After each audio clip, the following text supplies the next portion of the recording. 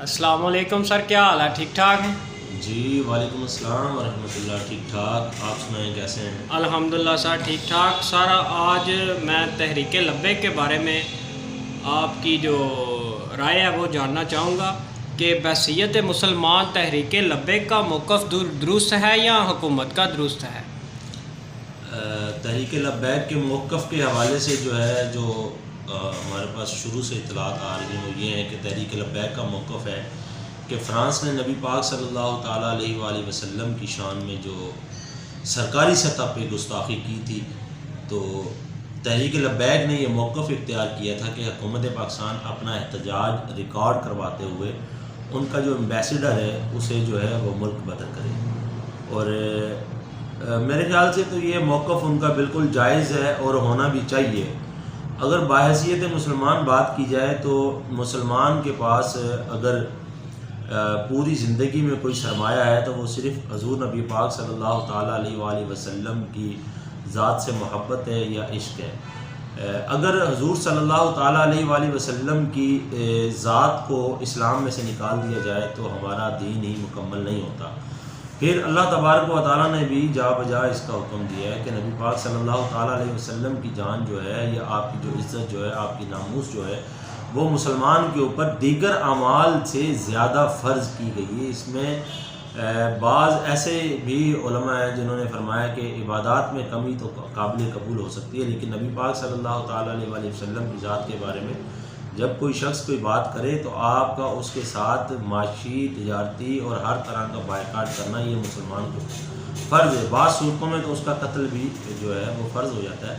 تو تحریک لبیک کا موقف بالکل درست ہے، اور آپ نے شاید اس سے پہلے گورنمنٹ کا موقف بھی سنا ہوگا کہ خود ہمارے پرائم منسٹر صاحب نے بھی اس بات کا اعلان کیا تھا کہ تحریک لبیک کا موقف درست ہے، اور ہمارا بھی موقف یہی ہے کہ اس سے ہماری دل آزاری ہوئی ہے۔ دیکھیں، دل آزاری یہ پہلی دفعہ نہیں ہوئی، اس سے پہلے بھی ہوتی رہی ہے، اور لیکن اس سے پہلے جتنے معاملات ہوئے وہ انڈیویجولی سطح پہ ہوئے ہیں کہ ایک نیوز کی طرف سے یا ایک چینل کی طرف سے یہ ایسا معاملہ ہوتا ہے۔ اب جب کہ فرانس کی حکومت نے سرکاری سطح پر یہ معاملہ کیا ہے تو اس کا بحیثیت مسلمان ہم کچھ بھی اگر زیادہ سخت ایکشن نہیں لے سکتے، کم سے کم ایک احتجاج ریکارڈ کرانے کا جو احسن طریقہ ہے وہ یہی ہے کہ ان کے ایمبیسیڈر کو اپنے ملک سے نکال دینا چاہیے تھا، اور بحیثیت مسلمان یہ تمام لوگوں کی ذمہ داری ہے۔ یہ دیکھیں، تحریک لبیک کا صرف موقف نہیں ہے یہ، اگر آپ مسلمان ہیں، آپ کا ایمان ہے اللہ اور اس کے رسول کی ذات پہ، قرآن آپ نے پڑھا ہے، تو اس کے اندر آپ کو یہ ماننا پڑے گا کہ یہ اس وقت بہت زیادہ ضروری ہو چکا تھا۔ اور میرے خیال سے جو ہے وہ تحریک لبیک اپنے موقف کے حد بالکل وہ درست ہے، اور ان کا کوئی سخت موقف نہیں۔ انہوں نے یہ نہیں کہا کہ آپ جو ہے فرانس کے ساتھ جنگ چھیڑ دیں، انہوں نے یہ نہیں کہا کہ فرانس کے ساتھ آپ تجارت بند کر دیں، انہوں نے یہ نہیں کہا کہ دیگر معاملات ان کے ساتھ بائنڈ اپ کر دیں۔ انہوں نے کہا ہے کہ ان کا ایمبیسیڈر نکال کے آپ اپنا احتجاج ریکارڈ کروائیں، اور یہ ہمارا آئینی اور قانونی حق ہے، اور یہ مطالبہ کرنا پاکستانی شہری ہونے کے ناطے سے ہم حکومت سے مطالبہ کر سکتے ہیں، ان کا جائز مطالبہ۔ تحریک لبیک کے معاملے پر حکومت کا کیا کردار سمجھتے ہیں؟ ٹھیک ہے یا غلط ہے اس بارے میں؟ دیکھیں، خان صاحب دعوے تو بہت سارے کرتے ہیں، لیکن بات یہ ہے کہ عاشق رسول کہلوانا اور عاشق رسول ہونا، محبت رسول کا دعویٰ کرنا، محبت رسول ہونا، یہ دونوں چیزیں فرق ہیں۔ یہ اگر جس طرح تحریک لبیک نے سابقہ معاملات ہوئے دو تین، جیسے کہ ایک قادیانی وزیر کو لگایا گیا تو بابا جی اس وقت حیات تھے، خادم رضوی صاحب، علامہ خادم رضوی صاحب، تو اس وقت حکومت نے موقف اپنا چینج کیا اور اس وزیر کو ہٹا دیا۔ اس طرح جب یہ گستاخی ہوئی تو خادم حسین رضوی صاحب کا جو موقف تھا کہ حکومت اس کے اوپر ایکشن لے، اگر حکومت اس وقت یہ ایکشن لے لیتی تو میں سمجھتا ہوں کہ تحریک لبیک کو نہ ہی اتنی پاور ملتی اور نہ ہی لوگوں کے اندر حکومت کے خلاف اتنی نفرت پیدا ہوتی۔ حکومت نے اس معاملے میں اپنا کوئی بھی پازیٹیو کردار ادا نہیں کیا، صرف باتوں کی حد تک رہیں، تو باتیں کرنے سے معاملات نہیں چلتے۔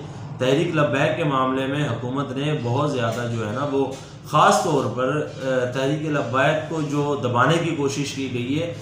دیکھیں، کوئی بھی مکتبہ فکر سے ہے، چاہے وہ بریلوی مکتبہ فکر سے ہیں یا دیوبندی ہیں یا اہل حدیث ہیں، یہ 2-3 مکتبہ فکر پاکستان میں بہت زیادہ یعنی کہ پاپولر ہیں.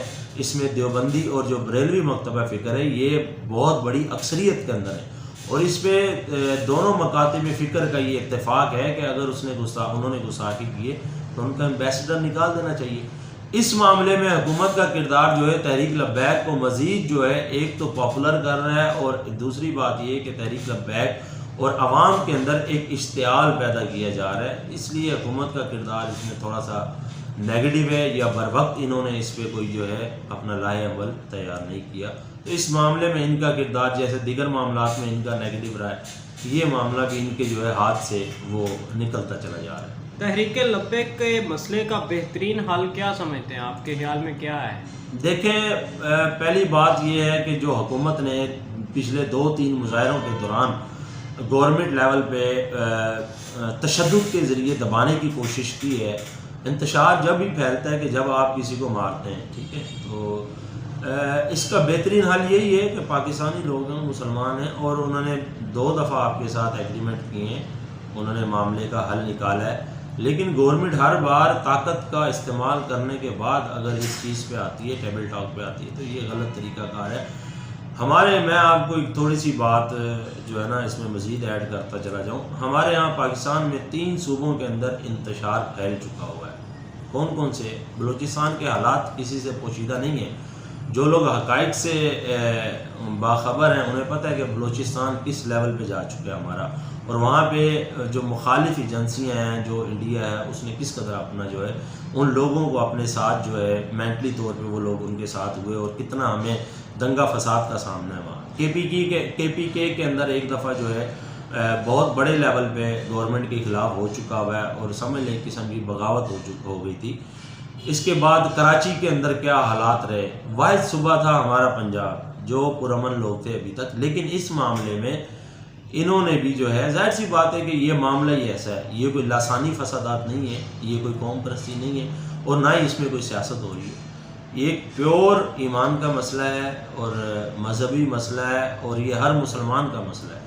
تو اس کا حل یہی ہے کہ آپ فی الفور جو ان کے مطالبات ہیں انہیں تسلیم کریں، وگرنہ آپ جتنا ڈیلے کریں گے آپ کے ہاتھ سے جو ہے یہ معاملات نکلتے چلے جائیں گے. سر، کیا پاکستان انتشار کی طرف تو نہیں جا رہا؟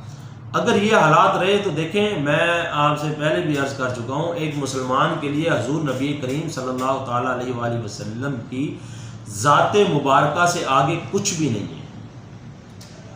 ایمان کی جو بنیاد ہے وہ حضور صلی اللہ تعالیٰ علیہ وآلہ وسلم کی محبت ہے.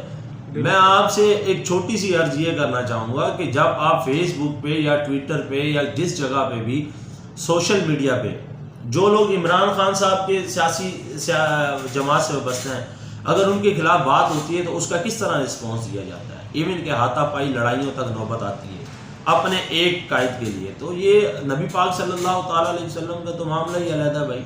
اس میں تو تمام لوگ، اس میں چاہے پی ٹی آئی والے ہیں یا نون لیگ والے ہیں یا ایم ٹی ایم والے ہیں یا فضل الرحمان ہیں یا کوئی بھی ہے تو مسلمان ہی.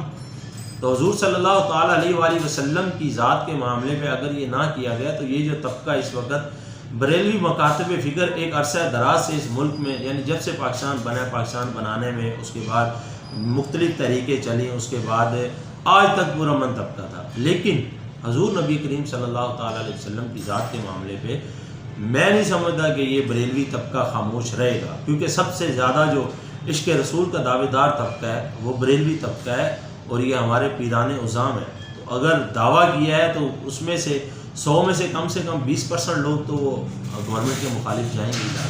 ڈیفینیٹلی ہوگا یہ.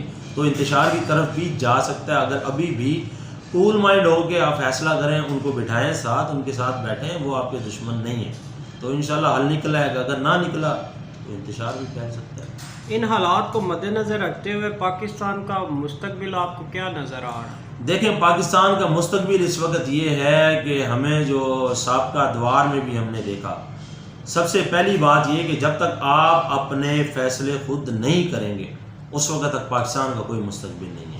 غیروں کے اشاروں پہ آپ فیصلے کرتے رہیں گے، ان کی منمانیاں کرتے رہیں گے. مثال کے طور پہ آسیہ ملونہ کے معاملے میں حکومت نے اپنی منمانی کی اور کس قدر خاموشی کے ساتھ اسے جو ہے یہاں سے فرار کرا دیا.